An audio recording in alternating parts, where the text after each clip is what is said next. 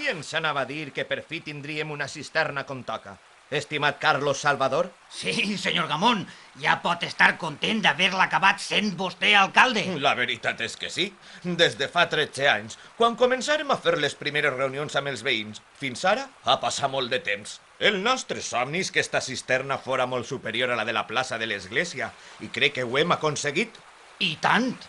Aquella resultava ja molt xicoteta perquè quan va néixer, allà pel segle XVII, abastia tota la població. Però ara últimament se li acabava l'aigua de seguida. És normal. Ha crescut el poble i en este moment les cases arriben fins a les escoles situades al carrer Nou. Des d'avui ja no tindrem problemes amb l'aigua. La sèquia de Pau, que passa per ací mateix, omplirà la bassa que ocupa tota la part soterrània d'esta plaça. Per fi durarà fresca tot l'estiu. De totes maneres, encara tenim la de Veselga, que és la que sempre ens ha abastit quan l'hem necessitada.